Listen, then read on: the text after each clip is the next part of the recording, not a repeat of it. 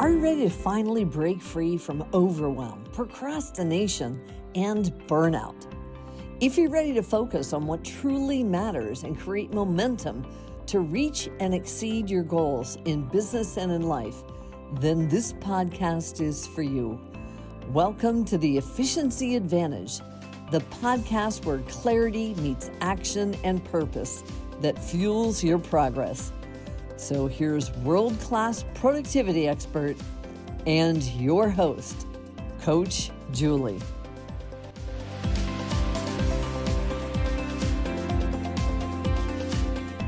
Welcome back to the Efficiency Advantage podcast. I'm Juli Shulem, and today's episode is all about procrastination. Okay, so what defines procrastination? Well, that's when you are consistently avoiding starting something that needs to get done. That's it. Now, we all have times when something had to get postponed or is put aside for another time, and that's okay. That's not really, procrastinating. That is having to postpone something because something happened. But procrastination is when you are really avoiding doing something.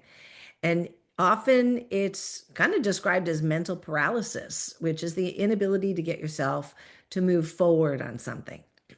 Now, people procrastinate often until the reality sets in that, oh my goodness, I need to get this thing done. So even if you don't feel ready, but this deadline forces you to become ready, then you might actually start this project. And this is particularly common for individuals with ADHD. So I'm going to talk a little bit about what happens around procrastination. Now, when working with college students, it was prevalent because it was very much exhibited by that pulling an all-nighter kind of a concept right before an exam or waiting until the last couple of days before a big project or paper was due. So for some, that huge adrenaline rush would cause them to work on this project, whatever it is, and they would do a pretty good job because that pressure of that imminent deadline spurred them on. However, it often was at the expense of a lot of stress and anxiety, and that is really hard on your brain and your body. So in my experience with clients, I have generally found that there are some underlying reasons that a person consistently procrastinates. See if some of these resonate with you. First, uncertainty, confusion around something. Well, ask yourself, do you understand what steps you need to take to complete the task or project? What do you need to learn or get information about in order to do the task? If uncertainty is holding you back, get answers. Learn what it is you need to know. And consider the first step of this process of getting these answers is actually the first step in the process of doing the project itself. You can count that as having started. And many times doing that kind of removes the blank page syndrome, and you just get started on it in that process, like learning the information, gathering the data, getting the instructions, finding out what you need to do so there's no confusion around it. Because from what I've seen in life, confused people don't perform. They are not productive. So reduce the confusion and the uncertainty, and you'll see you'll probably get started on that task much easier and faster. Second reason, the assumption that there will be time later. Really? Best laid plans? Seriously? Can you remember a time when you put something off assuming there was, oh my goodness, so much time available? And then the unexpected thing happened, consuming all the time you thought you had? Never assume that there will be time later. Why put yourself under that kind of stress? And I saw this time and time again with students at college right before exams. They would say, oh, I'll wait until this time period and then I'll just cram it all in.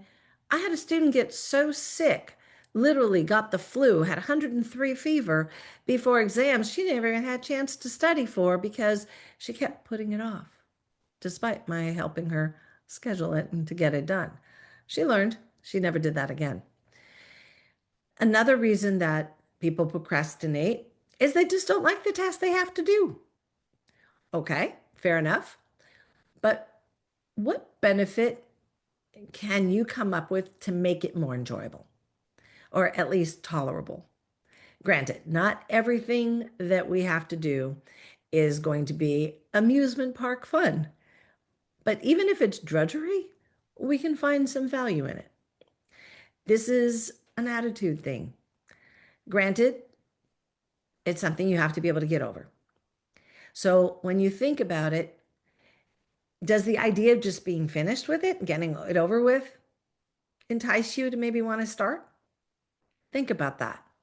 When you don't want to do something, dragging it out just keeps it in your life that much longer and makes life less fun because you have this task in front of you that you're avoiding.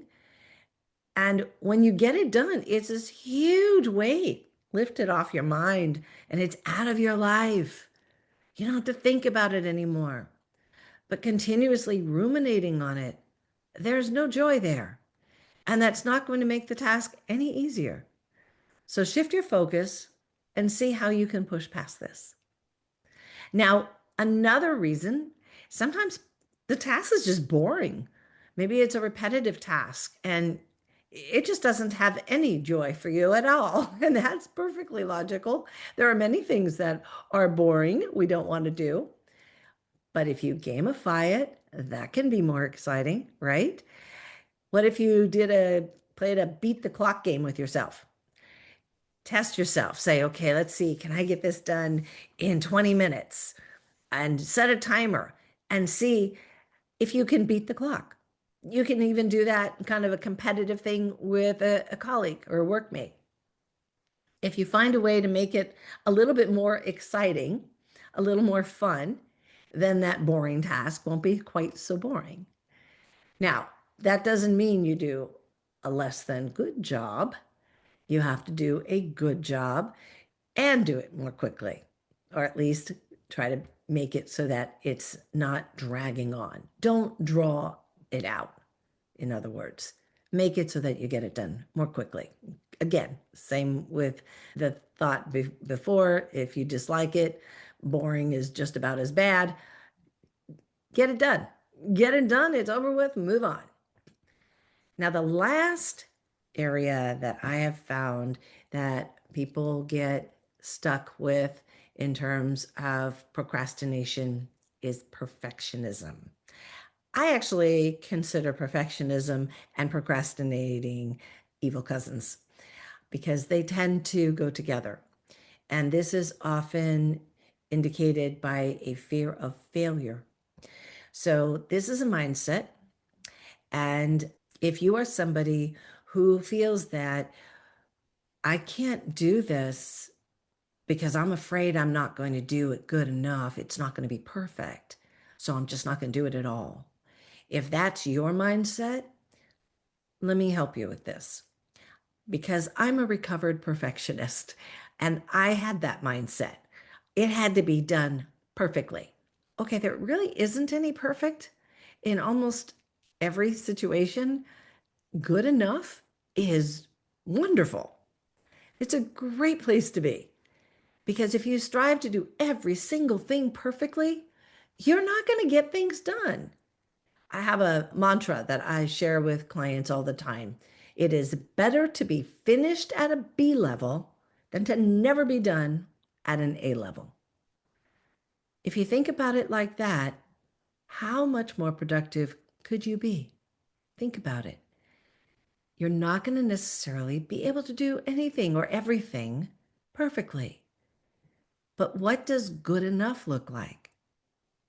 And if you aim for that, it's probably excellent. That's all that needs to be done versus not doing it, missing deadlines by a landslide, and causing a cascade of unfortunate situations to follow suit. Get it done. Trust me. You can ask yourself some of these questions that might help you to kind of move forward. So when you're stuck, think about what is the payoff of doing this task? What will the result be? Why are you doing it at all? Maybe someone has given that task to you. That has been delegated to you and it's part of your job. Okay, well, how will you feel once it's completed? How will your future self feel about having that done? And make sure that you know how difficult will this really be. Sometimes we make it bigger than it is. Like, oh, this is going to be so hard. I have to do this and that and this. Well, is that really going to be that hard? Or is that just an assumption? And consider how much time will be required to do that task. Now, if you don't know that right off the bat, figure it out. Guesstimate. It doesn't have to be, again, perfect, but guesstimate how long you think it's going to take to get those steps done in that task. And then schedule them. And determine what is the cost of not doing that thing. There might be some serious negative fallout by not getting it done at all.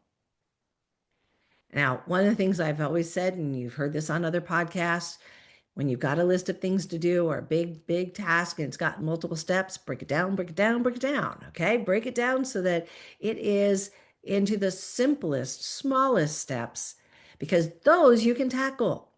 Those aren't the big, scary ones. And once you start checking those things off, your motivation will increase. So will your self confidence. Now, having an externally imposed deadline always helps. That's way more effective for most people than a self-imposed deadline. But a self-imposed one is still better than no deadline at all. Now, a good way to impose them on yourself is to put them in your calendar. Now, if someone gives you a deadline, you also want to put that in your calendar, of course, too. But for most, having something in your calendar feels like a commitment, which is a good thing in this case. Now, obviously, if you never look at your calendar, this process won't work. So go back to the episode on calendaring and make sure you know how to use your calendar and you use, the process of looking at it regularly. Make that a thing. Another really cool method is to have someone else hold you accountable. Now, this isn't exactly an externally imposed deadline because the other person probably isn't expecting you to do it. It's not for them. They're simply helping you to be accountable to yourself. So if you don't trust yourself to follow through, then having someone be there for you is probably a good option. And here's another really cool idea. Reward yourself. There are 4 cool ways you can reward yourself when you're working on a task. 1, upon completion of the task or project, you get whatever. Now, know what the reward is in advance so you have something to look forward to. Kind of like when you have a vacation in your schedule. You can work for months knowing, in June, I get to go here. Think about that with regard to your task or your project. What can you have at the end of it?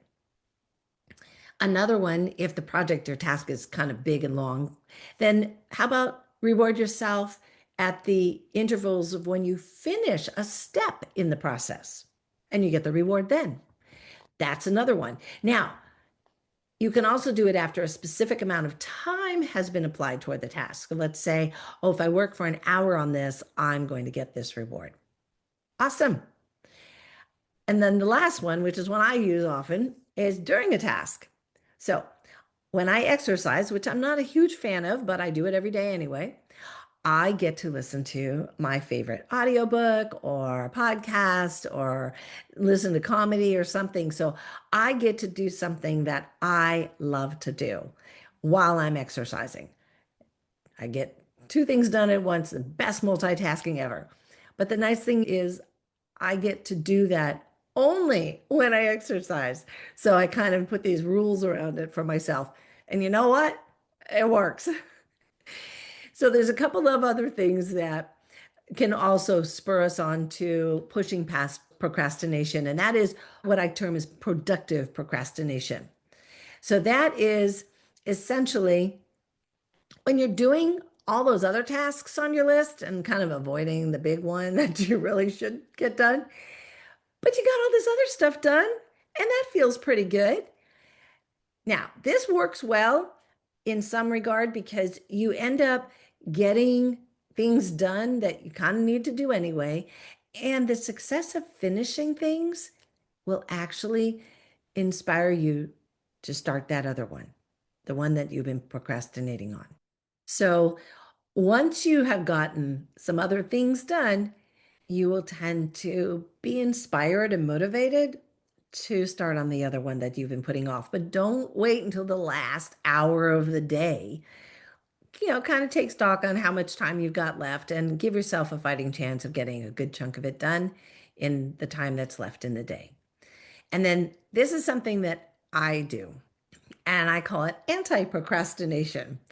And that's essentially planning well in advance and starting long before you may need to, because that way it kind of propels you to get stuff done before maybe something might come up.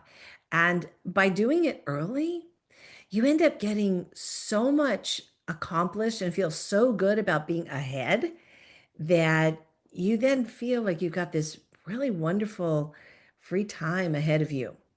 So that's another way of thinking about it. All right, so I've given you a whole bunch of ideas of how to work through procrastination. It's not always going to be perfect. Again, there is no perfect. But I hope some of these ideas will give you that invitation and inspiration to move forward on something you've been procrastinating on. I want to thank you for listening. And remember that if you have a question about anything in the productivity or organizing space, you can send in a question or comment to askjuli.com. Juli is spelled Juli, and that's just askjuli.com. And I'll do my very best to answer it in an upcoming episode of this podcast.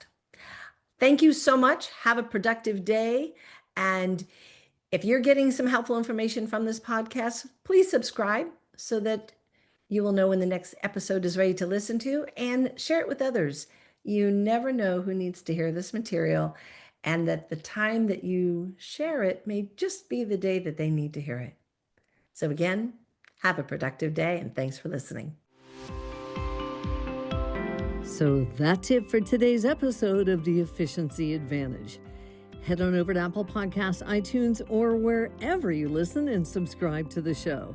One lucky listener every single week that posts a review on Apple Podcasts or iTunes will win a chance in the grand prize drawing to win a private VIP day with Coach Juli herself.